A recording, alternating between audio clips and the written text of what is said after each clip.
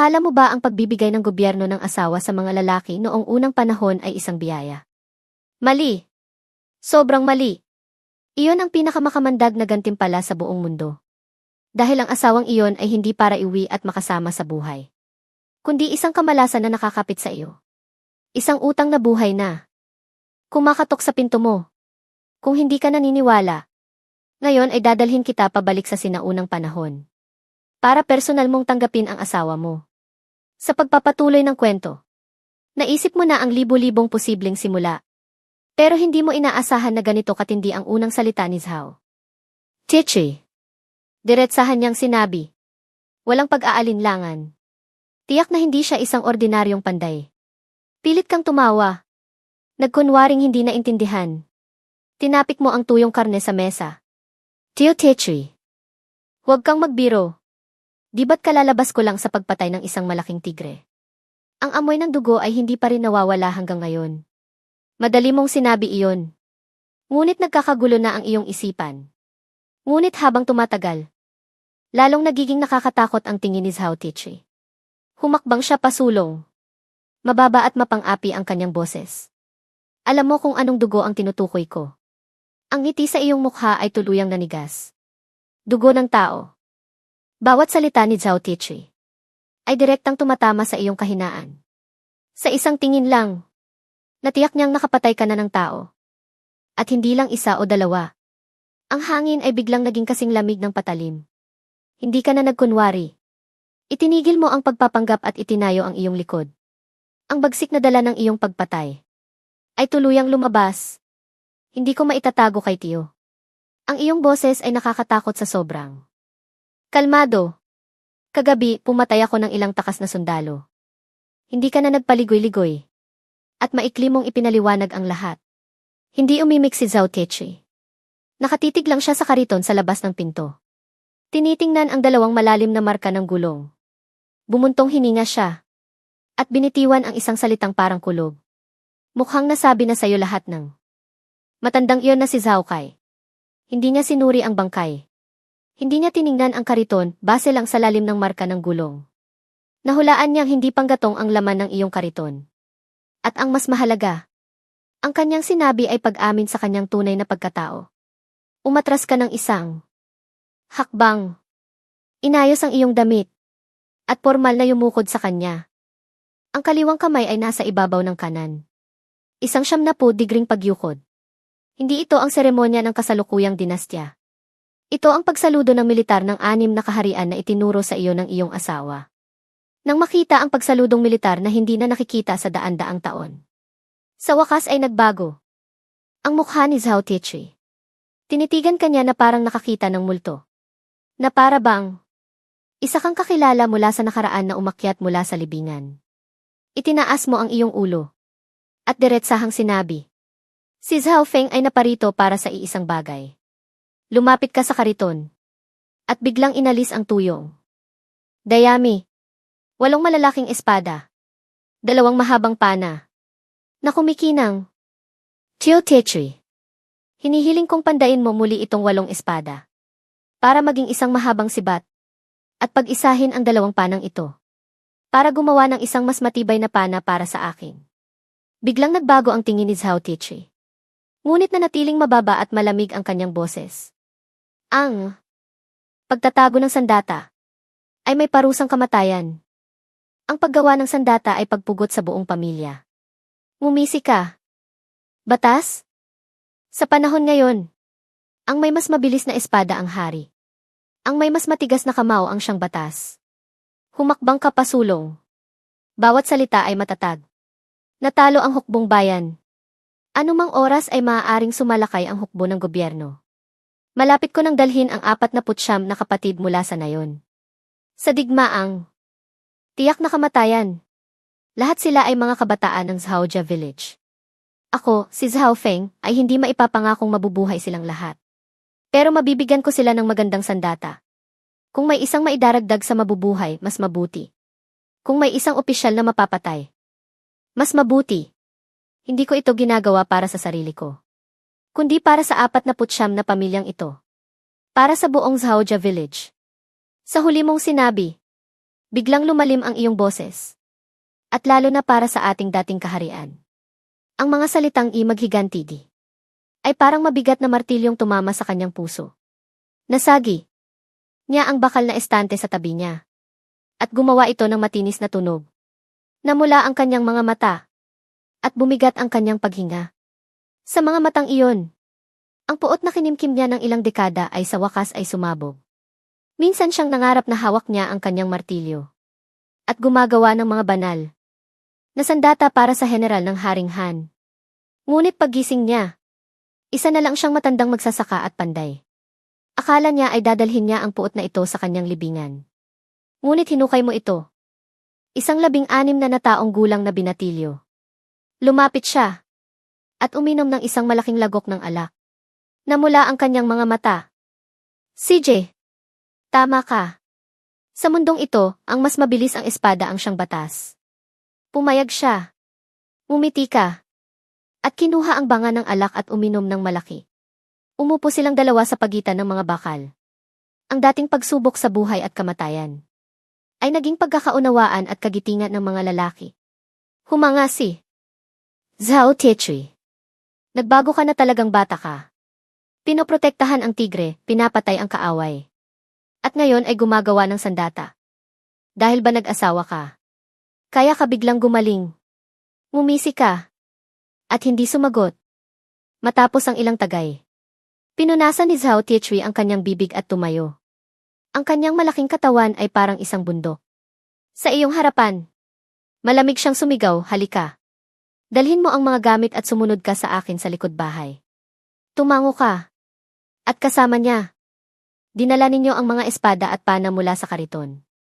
Papasok sa bahay. At itinago sa likod ng magulong tumpok ng mga kagamitang bakal. Pagkatapos ay dinala kanya sa isang silid na puno ng uling at bakal. At pumasok sa likod bahay. Ang likod bahay ay doble ang laki kaysa sa harap. Ang lupa ay matigas na. Parang bato. Walang kahit isang damong tumutubo. Sa gitna ng bakuran ay may isang malaking sisidla ng tubig para sa pagpapatigas ng bakal. Sa tabi nito ay may 7 o 8 batong upuan. Lahat ay makinis at kumikinang sa kakatesting. Itinuro ni Zhao Tietchui ang mga batong iyon. Ang kanyang boses ay parang tunog ng kampana. Kung gusto mong igawa kita ng sandata, ipakita mo muna sa akin kung gaano kakalakas. Ang sandata ay hindi dapat sobrang bigat. Dapat itong angkop sa iyong pangangatawan. Magsimula ka muna sa pinakamaliit. Subukan mong buhatin para makita ko. Hindi ka na nagsalita. Tumango ka lang. Pero hindi ka lumapit sa batong iyon, na may bigat lang na halos 100 jin. Kundi sa malaking bato na mas mataas pa sa iyo. Dumiretso ka roon.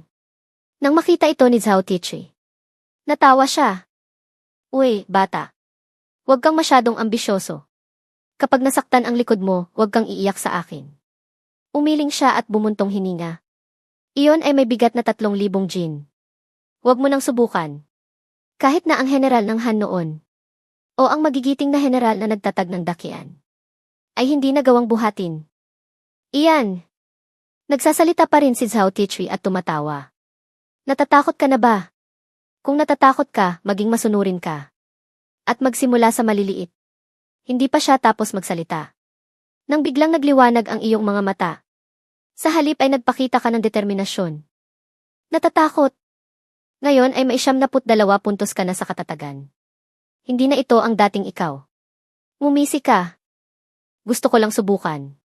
Inunat mo ang iyong mga braso at binti at lumapit sa bato. Yumuko ka. Ibinaba ang iyong katawan. Ibinuka ang iyong mga braso. At mahigpit na niyakap ang malamig na higanting bato. Nakakrus ang mga braso ni Zhao Tietchui. At malamig kang pinapanood. Hinihintay kang mapahiya. Naisip niya na mabuti ring matuto ka ng leksyon. Pero hindi mo siya pinansin. Nagsimulang umumbok ang iyong mga kalamnan. Lumabas ang iyong mga ugat. Mula sa iyong mga braso hanggang sa iyong leg. Namula ang iyong mukha sa pagpipigil. At naggalit ang iyong mga ngipin. Ishbuhatin. Sumigaw ka. Ang tunog ay nagmula sa kaibuturan ng iyong baga. May ngiti pa rin sa labi ni Zhao Tietchui. Pero sa susunod na segundo, nanigas ang kanyang ngiti. Ang kanyang bibig ay bumuka na parang kasya ang isang itlog. dahil malinaw niyang nakita na ang higanting bato na hindi pa nabubuhat ng kahit sino ay gumalaw. Kahit isang maliit na siwang lang. Pero talagang umangat ito sa lupa. Hindi. Impossible. Halos sumabog ang puso ni Zhao Tichi. Naramdaman mong parang mabibiyak na ang iyong mga buto. Ang iyong mga kalamnan ay parang pinupunit. Sobrang sakit. Ra. Sumigaw ka na parang isang hayop. Nagpuwersa ang iyong mga binti. At biglang ituwid ang iyong likod. Ang batong may bigat na 3,000 jin ay tuluyan mong nabuhat. Hanggang sa taas ng iyong tuhod. Ang pawis mo ay bumuhos na parang ulan. At nag-iwan ng alikabok sa lupa. Nanginginig ang buong katawan mo. Nanlalambot ang iyong mga binti. Pero ang 2 braso mo ay matatag na parang bundok. Tuluyang natulala. Si Zhao Tichi. Tiningnan kanya na parang isang halimaw. Ikaw, isang 16 na taong gulang na binatilyo. Ay talagang nagbuhat ng isang bundok. Ang bato ay bumagsak ng malakas sa lupa. Naramdaman mo ang pagyanig ng sahig. Humihingal ka. Basang-basa ng pawis ang iyong damit. Maputla ang iyong mukha. Halos hindi ka na makatayo. Ngunit mumisi ka. Ang ngiting iyon ay puno ng kasiyahan at tagumpay. Dahan-dahang lumapit sa iyo si Zhao Tichi. Ang kanyang tingin ay komplikado na parang nakita niya ang kanyang ninuno na muling nabuhay. Matagal kanyang tinitigan. At sa wakas ay bumulong. Hindi ko akalain na sa maliit na Zhaojia village na ito ay may nagtatagong isang tulad mo. Ikaw, mayroon ka talagang tindig ng isang mananakop. Ang mga salitang kitindig ng isang mananakop ay nagbigay sa iyo ng malaking kasiyahan. Pero talagang parang mababali na ang iyong likod. Hinimas mo ang iyong baywang. At iwinagayway ang iyong kamay habang napapangiwi. Anong mananakop? Likas lang na mas. Malakas ako. Nang makita ni Zhao Tichi ang iyong itsura. Una siyang natawa na parang tunog ng pagpapanday. Halos mawasak ka. Mabuting bata. Sa lakas mong yan. Karapat-dapat ka sa isang magandang sibat. Ngunit sa sumunod na pangungusap, biglang nagbago ang kanyang ekspresyon. Pero kung gusto mong igawa kita ng sandata, ang mga basurang bakal na ito ay hindi sapat. Kinabahan ka. At nakaramdam ng masamang kutob. Nakita mo siyang naghalungkat sa ilalim ng bubong. At mula sa tumpok ng bakal, kinuha niya ang isang maitim na piraso ng bakal na kasing laki ng kamao. At inihagis ito sa iyong paanan. Nayanig ang lupa. Ito ay Xuantai. Pamana ng aking mga ninuno. Kung ihahalo ito, ang talim ng sibat ay magiging 10 beses na mas matibay. At 10 beses na mas malakas. May pagmamalaki sa kanyang boses. Ngunit sa susunod na segundo, nagbago ang kanyang tono. At sumimangot siya. Pero hindi pa rin ito sapat. Kailangan ng pinanday na bakal. Langis ng tanso, pandikit ng isda. Lahat ng iyan ay hindi mura. Naintindihan mo na. Humihingi siya ng pera. Nagtanong ka, mga magkano po. Itinaas ni Zhao Tichi ang 2 daliri. Nakahinga ka ng maluwag. 2 pirasong pilak. Nanlaki ang kanyang mga mata at nanlisik. Halos sipain ka niya. 20 piraso. At hindi pa kasama ang bayad sa aking paggawa. Biglang lumungkot ang iyong mukha. Mas masakit pa kaysa sa pagbuhat ng bato. Ngunit umismid si Zhao Tichi. Ang sibat na 1 pirasong pilak lang. Ang halaga ay mababali agad sa labanan. Ang gagawin ko para sa iyo ay makakapagligtas ng buhay. Ano ang mas mahalaga, buhay o pera? Nagtiimbagang ka. At walang sinabi. Kinuha mo agad ang iyong supot ng pera. At inihagis ito sa mesa. 20 piraso, kunin mo na lahat. Ang sobra ay para sa alak. Ipinagkakatiwala ko na sa iyo ang mga sandata. Ang iyong ginawa ay ikinagulat ni Zhao Tichi. Nagbago ang kanyang tingin. CJ, ikaw ay isang taong nakatadhana para sa malalaking bagay. Pagkatapos ng 7 araw, bumalik ka para kunin ang sibat. Aayusin ko na rin ang pana mo. Pagsapit ng dapit hapon. Naglalakad ka pa uwi. Walang laman ang iyong bulsa. At ang iyong puso. Ngunit sa isiping makakakuha ka ng isang banal na sandata pagkatapos ng 7 araw. Muling nag-alab ang iyong puso. Sa magulong panahon, walang kwenta ang pera.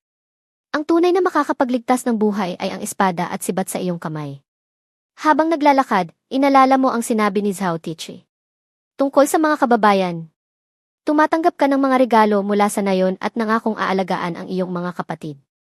Ngunit alam mo sa iyong puso na ang tunay na sasabak sa laban ay ang 49 na buhay na iyon.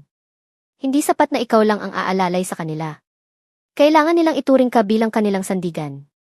Sa pag-iisip nito, nagliwanag ang iyong mga mata at bigla mong tinapik ang iyong hita at tumakbo pabalik sa bahay. Pagbalik mo sa bakuran, nakahanda na ang hapunan ni na Chen Qingshu. Mahal, nakabalik ka na. Maghugas ka na ng kamay at kumain. Lumapit si Izhi na may dalang mainit na tubig. Iwinagayway mo ang iyong kamay. At hindi umimik, dumiretso sa loob ng bahay at naghalungkat. Sa wakas, sa isang sulok, natagpuan mo ang isang supot na tela. Ito ang iyong huling ipon, na sana ay para sa kanila. Pero ngayon, may mga perang kailangang gastusin. Kumuha ka ng ilang barya at piraso ng pilak. At tumalikod para umalis. Mahal, saan ka pupunta? May aasikasuhin lang ako. Kayo na ang kumain ng hapunan. Huwag niyo na akong hintayin. Nag-iwan ka ng isang pangungusap ng hindi lumilingon. At mabilis na naglaho ang iyong anino sa dilim. Naiwan sa bakuran ang 4 na babaeng nagkatinginan. Anong nangyari kay Ginoo? Mahinang bulong ni Chazzy. Nagkunot noo rin sina Chen Qingshu at Izhi. Ngunit mabilis na nakaisip si Chazzy. Biglang nagliwanag ang kanyang mga mata. Alam ko na. Tumingin sa kanya ang 3 babae. Bumulong si Chazzy, si Ginoo ay pumunta para magpagawa ng sandata. Di ba? Tumango si Chen Qingshu. Sa tingin ko, umalis siya ngayon para mag-anyaya sa 49 na kababayan. Ito ay para makuha ang kanilang loob. Habang nagsasalita siya, lalo siyang nasasabi. Dati, si Ginoo ay nagligtas ng tao at pumatay ng tigre. Matulungin at mapagbigay. Matagal nang kumalat ang kanyang pangalan sa nayon. Kung makakapag-imbita siya ng 49 na tao ngayong gabi, iyon ay para formal na itatag ang kanyang posisyon bilang pinuno. Ito ang tindig ng isang Panginoon. Nagulat ang 3 babae sa kanilang narinig. Tindig ng isang Panginoon. Kahit na mga opisyal ang kanilang mga ama, hindi nila naisip ang bagay na ito. Ngunit si Chazzy ay galing sa tahanan ng isang general. At alam na alam niya kung ano ang ibig sabihin nito. Tinatahak ni Zhao Feng ang landas ng pagiging isang pinuno. Dahan-dahang tumango si Chen Qingshu. At hinila si Lin Qingyu. At may ibinulong sa kanyang tainga. Biglang namula ang mukha ni Lin Qingyu sa hiya. At dahan-dahang tumango. Sa sandaling iyon, sa kanlurang bahagi ng Zhaoja Village, sa may palayan, nagliliyab ang apoy. Isang malaking kaldero ang nakasalang sa apoy. Sa loob ay niluluto ang isang buong tupa. Ang amoy ng mga pampalasa at karne ay umabot. Sa kalahati ng nayon. Sa kabilang banda, isang baboy ang hinihiwa at iniihaw sa mga tuhog. Hawak mo ang isang banga ng alak at nakatayo sa harap ng siga. Dumating lahat ang 49 na kababayan. Habang nagsasalin ka ng alak, sinabi mo, mga kapatid. Ako, si Zhao Feng, ay walang masyadong kakayahan. Pero iisa lang ang pinaniniwalaan ko. Tayo ay galing sa iisang nayon. Kaya tayo ay parang magkakapatid sa iisang ina. Ngayong gabi, ubusin natin ang alak. Ubusin natin ang karne. Sa hinaharap pag sumali tayo sa hukbo. Sumunod kayo sa akin kay Zhao Feng. At lalaban tayo ng buong tapang. Para makamit ang karangalan. At bigyan ng dangal ang ating mga ninuno. Halikayo, inumin natin itong alak. Mula ngayon tayo ay magkakapatid sa dugo. Pagkatapos mong magsalita, sandaling nanahimik ang lahat. At pagkatapos ay sumigaw, sige, susunod kami kay Kuya Feng. Kung anong sabihin ni Kuya Feng, iyon ang gagawin namin. Magkasama sa hirap at ginhawa. Papatayin ang kaaway para sa karangalan. Ang grupong ito ng mga kabataang may edad 17 hanggang 18 ay likas na masigasig. Ngunit sila rin ay nalilito. Ngunit ngayong gabi, sa liwanag ng apoy, ang iyong mga salita, isang kalderong karne, at isang banga ng alak ang nagpaalab sa kanilang mga kaluluwa.